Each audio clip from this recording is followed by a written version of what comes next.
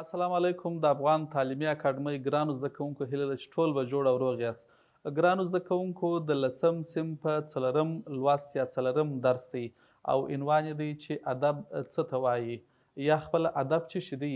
نن پر دې خبرې کوو چې ادب معنا څه شی ده، د ادب اصطلاح څه شی ده، د ادب تعریف څه شی دی او ادب پر څو برخو ویشل شوی دی او کومې برخې په دغه ځان کې رانغاړي او هر یو باندې بحث کوو. نو ګرانو زده کوونکو ادب څه ته وایي چې عنوان دی. لومړی راځو له کلمې شروع کوو. ګرانو زده کوونکو د ادب دغه کلمه چې الف دال ب دغه کلمه چې ده دا د عربي څخه راغلې ده او دا د حذف څخه اخیستل شوې ده. حذف هغه برخې ته وایي چې په اصطلاح کې کارېدله په پخوانیو ادبیاتو کې، یعنې هغه درخته یا ونه وه چې شاخلې به یې ځینې پرې کړي وې، دې ته یې حذف ویله. یعنې معنا یې دا ده چې بې عیبه صحیح ده. یعنې د ادب دغه لغوي معنا چې د عربي څخه دغه کلمه راغلې ده دا د حذف څخه اخیستل شوې ده او حذف خپله بې عیبه ته وایي. نو موږ داسې ویلی سو چې بیا ادب پوهانو دغه کلمه د تهذیب معنا هم ورکړله چې د تهذیب څخه اخیستل شوې ده. یعنې هر هغه کلمه چې موږ په پښتو کې کاروو یا یې وایو دا حتما یو څه لري، یو تاریخ لري. نو په دې معنا چې دغه د عربي کلمې سره راغلې ده د حذف څخه اخیستل شوې ده او معنا یې هم څه شي ده بې عیبه. نو راځو اوس هغه اصطلاح وایو. ګرانو زده کوونکو اصطلاح هر یو کلمه یو څه شي لري، یو اصطلاح هم لري. یوه لغوي معنا ده چې موږ دغه لغاتونه درته جلا جلا وویشل. یو دغه اصطلاح ده چې کاریږي. د ادب دغه اصطلاح چې ده دا خپله پوهه ده، یو علم دی او ریاضت دی. ریاضت په دې معنا چې یو څوک راولاړ سي یو کار پرله پسې وکړي، تمرین وکړي، نو بالاخره هغه څه ترلاسه کولی سي. مثال زه تاسو ته وایم، تاسې غواړئ شعر ولیکئ، تاسې غواړئ لنډه کیسه ولیکئ، ناول ولیکئ، لکه دغه کتابونه چې چاپیږي دا حتما یو دغسې څوک تېر شوی دی او هغو ریاضت کړی دی، یعنې تمرین یې کړی دی. معنا تاسو چې په ریاضي کې تمرین ډېر ونه کوئ نو هغه سوال نسی حلولی. نو ادب هم دغسې یو علم دی، دغسې یو پوهه ده چې ریاضت ته اړتیا لري، تمرین ته اړتیا لري. اوس راځو ګرانو زده کوونکو د دې تعریف درته وایو. یو ژبنی هنر دی، یعنې ادب څه شی دی؟ یو ژبنی هنر دی چې واقعیتونه په انځورونو کې وړاندې کوي. څه معنا؟ معنا دا چې دا خو د ژبې یو هنر دی، یعنې هغه څوک چې شعر وایي، کیسه وایي یا یې لیکي، دا په دې معنا چې دا یو هنر دی. نو هنر چې څو په دې معنا چې موږ د دې دپاره تمرین ته اړتیا لرو، لکه مخکې چې مو ویل چې ریاضت ته اړتیا لرو. اوس نو څه معنا لري چې واقعیتونه په انځورونو کې وړاندې کوي. مثال تاسې وګورئ، لمر سهار وختي راخیږي او دا خو یو واقعیت دی، خو شاعر راولاړیږي همدغه لمر د راختلو چې دی دغه واقعیت په انځورونو کې تاته وړاندې کوي. یا سپوږمۍ خو ستا د طبیعت یوه خاصه برخه ده، خو د 14 سپوږمۍ ولې په شعرونو کې یادیږي؟ دا شاعرانو دغه واقعیتونه تاسې په انځورونو کې وړاندې کړي دي. نو دغه ژبنی هنر دی چې ټول واقعیتونه موږ ته په انځورو کې وړاندې کړي، بس دغه هنر پر موږ تاثیر کوي او بالاخره موږ ویلی چې دا ادب دی. نو ګرانو زده کوونکو اوس راځو دوهمې برخې ته چې ادب پر څو برخو ویشل شوی دی. یوه برخه تخلیقي ده، یوه برخه تحقیقي ده. تخلیقي برخه څه ته وایي؟ ګرانو زده کوونکو تخلیق هغه څه ته وایي چې هغه یې په خپله رامنځته کوونکی وي، یعنې جوړونکی وي. موږ د دغه نوم څخه پوه کېدلی سو چې یو څوک راولاړېږي یو شی جوړوي، تخلیق کوي یې، یعنې رامنځته کوي یا پنځوي یې او وړاندې کوي یې، دې ته تخلیقي وایي. تخلیقي اثار دا دي ګرانو زده کوونکو لکه شعر. مثال شاعر په خپل فکر د خپل تخیل، یعنې خپل هغه د فکر څه چې مخکې مې درته وویل هغه هنرونه را اخلي، یو ځای کوي، دغه څخه شعر جوړوي او تاسو ته یې وړاندې کوي، دا یو تخلیقي اثر سو. یا مثال داستان دی، کیسه ده، دا لنډه کیسه چې ورته وایي یا شارټ سټوري چې ورته وایي، دا په دنیا کې ډېره باب ده او ډېره لیکل کېږي. دا تاسو هم کولی سئ چې ویې لیکئ او ډېر اسانه ده، خو یو څه ریاضت غواړي. لومړی به په دې اړه مطالعه کوئ او بیا به پرله پسې ریاضت کوئ. نو په دې معنا چې تاسو ناول هم لیکلی سئ، ناولټ هم لیکلی سئ. ناول او ناولټ فرق کوي. ناول دا دی چې یوه غټه کیسه را اخلي، د یو کتاب په شکل یې وړاندې کوي. ناولټ به یې تر دې یو څه لنډ دی او لنډه کیسه به یې تر دې لا هم یو څه لنډه ده. ډرامه دا ده چې خپله لیکوال راولاړېږي، یو ډرامه لیکي او بالاخره د دې دپاره کرکټرونه انتخابوي او پر دې باندې یو ډایرکټر راولاړېږي، یو کیمرمین، بالاخره دا ټوله صحنه سازي کېږي او یو ډرامه وړاندې کېږي. طنز هم داسې دی چې ځینې لیکوالان طنزونه پخوا ډېر وه. عزیز نسین یو ډېر مشهور طنز لیکوال د ترکیې، او زموږ تاسې پښتو کې هم نافع همت ډېر ښه طنز لیکوال دی چې ځینې کتابونه یې چاپ سوي دي. سیاسي عینکې په نوم باندې یو طنز ټولګه لري. ادبي ټوټه هغه د ګرانو زده کوونکو چې یو خیال، یو فکر، یو دغسې کیسه، یو حکایت را اخلي د یو هنر سره یا د د فکر هغه د تخیل اړوند مسلې سره یې ذکروي چې بالاخره دی غواړي د خلکو فکر یوه طرف ته بوځي او بالاخره هغه څه چې هغه انځور دی، هغه څه چې دی په فکر کې لري، هغه په ادبي ټوټه کې وړاندې کړي.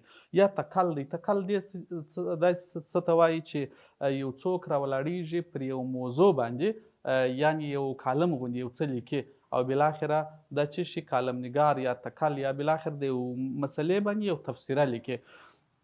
بل سفرنامه ده یا یونلیک دی چې په پښتو کې یونلیک ورته وایي. سفرنامې موږ په پښتو ادبیاتو کې خورا ډېرې لرو.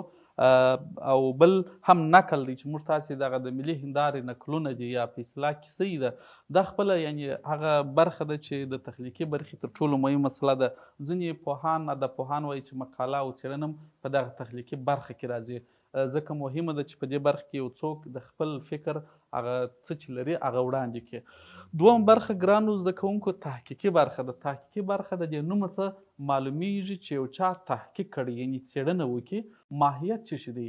یعنې فرض کړه موږ تاسې د شعر په اړه باندې دغه ټول څه چې لیکل سوي دي وړاندې کوو. څنګه تاسې وګورئ شعر مثال د ادبي اثارو، دا یو ادبي اثر دی. د دې ماهیت د شعر ماهیت څه شی دی پر دې باندې بحث کوي. صحیح ده. ځینې ادب پوهان، لیکوالان پر دې بحث کوي چې د شعر ماهیت څه دی. شعر له کله پیدا سوی دی، یعنې د هغه منشا، هغه تاریخ څېړي. تکامل کله مثال پر څومره برخه باندې په لرغونې پیړۍ کې څنګه و، په منځنۍ پیړۍ کې څنګه و، یا په معاصره دوره کې څنګه و شعر. د دې تکامل ټوله درته څېړي. او یا څرنګوالی چې د شعر څرنګوالی څه شی دی، مثال کیفیت د دې څنګه دی، د هغه په اړوند باندې ټول بحث کوي او څېړنه کوي. یعنې دا د شعر دغه ټولې خبرې د دې هر ژانر یا د دې هر قالب په اړوند باندې دا کېدلی سي چې موږ هر شعر یا داستان یا ناول یا ډرامه د هغوی ماهیت وڅېړو، د هغوی منشا، د هغوی تکامل چې پر څو برخو څو دورو کې ویشل سوی. اول څنګه و، یعنې دا داسې تکامل دی لکه یو کوچنی چې اول کوچنی وي، کرار خاړپوڅ زده کړي، بیا ولاړ سي او بیا تګ زده کړي، تنکی ځوان سي او بالاخره پوخ سي او شپنجری سي، او دغسې یو حالت ته شعر، ناول، هره کیسه، ډرامه، هر څه دغسې یو تکامل پړاو لري. او بالاخره د هغوی څرنګوالی معلوموي چې یو څوک څرنګه کم و، د ده کیفیت څنګه و، او د هغه په اړوند چې ټوله بحثونه سوي دي هغه درته راټولوي او د هغه په اړه څېړنه چې کېږي او هغه درته وړاندې کوي. درېیمه برخه ګرانو زده کوونکو ادب پوهنه ده، چې ما مخکې درته ویله چې ادب یو ژبنی هنر دی یا هغه پوهه ده. اوس نو ادب پوهنه چې راغله دغه یو علم دی. دا ادب پوهانو پر درو برخو ویشلی دی په مجموع کې، یعنې دا څانګې لري دا ادب پوهنه. لومړی ته یې ادبي تیوري وایي. ادبي تیوري د دې نوم څخه موږ تاسې دونې پوه کېدلی سو چې تیوري په اړوند باندې د یو شي په اړه باندې بحث دی، خبرې دي. موږ دغه ویلی سو چې د ادبي تیوري په اړوند څنګه، لکه مخکې چې مول په تحقیقي برخه کې د هغوی منشا ده، یعنې داسې تیوري ده چې هغه له کله شروع سوې ده، د هغوی ماهیت دی، د هغوی اصلوالی دی، د هغوی پر اصطلاح تکامل پړاو دی یا د ارزونې پړاو دی چې څه ډول ارزول کیږي. دا ټول په ادبي تیوري کې بحث ورباندې کیږي. دومه څانګه یې ادبي کرکتنه ده. ادبي کرکتنه چې شي دی اصلا دا کرکتنه نقد ته وایي، قضاوت ته وایي، یو شی په اصطلاح په ترازو کې ایښولو ته وایي چې د دې برخې ښه او بد معلوم کړي، چې مثال هغه شعر ښه دی که بد دی، د ده په اصطلاح څرنګوالی یې کیفیت یې بیا په ادبي کرکتنې په څانګه کې څېړل کېږي چې درته وایي چې دا شعر ښه دی که بد دی، د هغه وزن ته حساب وکړي، د هغه قافیې ته حساب وکړي، د هغه د شعر تخیل ته، ښکلا ته، عاطفې ته دغسې یو حساب وکړي. بالاخره د هغه په اړه باندې تاسو ته قضاوت وړاندې کوي چې ښه دی که نه دی، په هغه کې شعر کې نواقص شته که نسته، عیبونه شته که نسته. دا بیا ادبي کرکتنې څانګه تاسو ته وړاندې کوي. بله برخه په همدې کې ګرانو زده کوونکو ادبي تاریخ دی، یعنې هر هغه شی چې ما درته ویلی یو تاریخ هم لري، یعنې په دې معنا چې هنري ادبیات د پیدایش او ودې جریان درته څېړي، یعنې له کله څخه دغه شعر یا شاعر پیدا سوی دی، په کومه زمانه کې و، او د څه ډول ژوند کوي، د فکر چې شو، د ټول تاریخ تاته وایي چې کله ډرامه پیدا سوې ده، ډرامه په لومړي ځل چیرې پیدا سول، صحیح ده؟ هغه لیکوال څوک و، کومه ډرامه یې ولیکل، صحیح سو؟ تر میلاد مخکې 200 کاله مخکې مثال د الیاد د اودیسې په نوم باندې یو اثر ولیکل سو، هغه د ډرامې په توګه و، صحیح ده؟ اوس نو په دې معنا چې د تاریخ یې دا درته وړاندې کوي. هر هغه شی یو تاریخ لري، یو شروع لري، او بالاخره د هغه د تکامل پړاو خو ما درته ویله چې په تیوري کې درته وړاندې کېږي، خو تاریخ یې هغه سیمه، هغه وخت، هغه شاعر، هغه ادبي تاریخ درته څېړي. بل ګرانو زده کوونکو، څلورمه وروستۍ برخه ژانر دی چې په ادب چې دی په دې برخه کې راغلی دی. تاسې هم دا صفحې سره واړوئ راواړوئ او ویې ګورئ چې ژانر خپله یو فرانسوي کلمه ده چې ژانر ورته وایي. ژانر اصلا دی چې ډول دی، یو نوع ده، یعنی یو شکل دی، یو ډول چې موږ تاسو کله کله وایو ډول، دا یو ډول دی ژانر. اوس نو دا ډول بیا چې دی دا ژانر، هر هغه شی په یو ژانر کې راځي، د دې دپاره یې جلا قالبونه جوړ کړي، جلا څانګې یې جوړې کړي دي. تاسې وګورئ مثال لومړی ایپیک یا حماسي ژانر دی، په دې کې کوم څه راځي؟ دا هم په نظم کې راتللی سي او هم په نثر کې راتللی سي. معنا دا چې موږ یو شعر او هم په چې نظم دی شعر او هم نثر یو کیسه موږ په ایپیک کې یعنی په حماسي برخه کې هم راوستلی سو. معنا دا چې دغه مثالونه دي د هومر او الیاد اودیسې چې دا تر میلاد ډېر مخکې کتاب دی، په نړۍ کې ستا د اولینو کتابو څخه دی، یا د هند مهابهاراتا په نوم باندې دا بل دوهم کتاب دی، د نړۍ دوهم کتاب چې پر دې باندې بحث کیږي، په ایپیک کې راغلی دی. یا په اصطلاح په فارسي کې زموږ تاسې د فردوسي شاهنامه ده، دا ډیره مهمه ده چې دلته راغلې ده په ایپیک برخه کې، دا خپله د حماسي اړوند ټول هغه داستان و کیسه یې راخڅې ده. یا زموږ تاسې په پښتو کې که وایو د ملي هندارې نقل د پښتو ادم خان او درخانۍ نقل، دا یوه خاص چیش کېدلی سي، د ایپیک په برخه کې ژانر کې راتللی سي. دوهمه برخه ګرانو زده کوونکو لیریک دی. لیریک چې ته وایي، لیریک لایر ته وایي، لایر چې موږ تاسو دا کله کله وایي چې په موسیقي کې لای، یعنی دا د لایر د موسیقي یو تار دی، یو تار ډوله دی چې دا خپله چې شي برابروي، یو حالت برابروي، یو چاته دغسې یو حالت بیانوي چې په اصطلاح هغه یو څوک بیخي په اصطلاح وخوځي یا په اصطلاح دته یو بل فکر پیدا کړي. معنا دا چې کله یو څوک شعر وایي، هغه په یو خاص ترنم کې وایي یا په اصطلاح په سندره کې وایي، نو بالاخره دی هغه لایر ته یا د موسیقي یو غلطه واوښتی د یو چا اواز.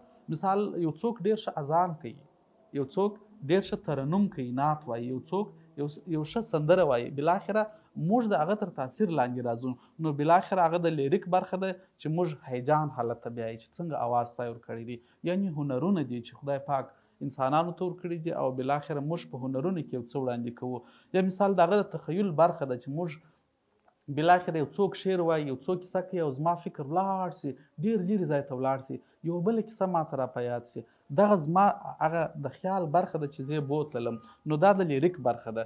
او درېیم وروستۍ برخه ډراماتیک برخه ده چې دا تراجدي او کومیډي برخه، یعنی په دې معنا چې ځینې ډرامې به په تراجدي برخه کې راځي چې غمګینې وي او ځینې کومیډي چې د خندونکي دي. دا نو په هر ژانر کې کېدلی سي، ځینې شعرونه هم سړی خندونکي هغه کومیډي حالت ته واړوي، ځینې کیسې هم داسې سته او ځینې تراجدي حالتونه هم سته. نو په دې معنا چې موږ بالاخره د نننۍ درس داسې خلاصه کوو چې ادب کلمه چې د حذف څخه اخیستل سوې ده او دا خپله بې عیبه ته وایي او د تهذیب په معنا کاریږي، او خپله په اصطلاح کې چې دغه ادب دی دا له یو څوک له خطاو څخه بچ سي، بس دا ادب خبره ده. موږ تاسې وایو چې ادبناکه څوک دی هغه څوک چې خطاوي نه کوي، یعنی غلطي ونه کړي.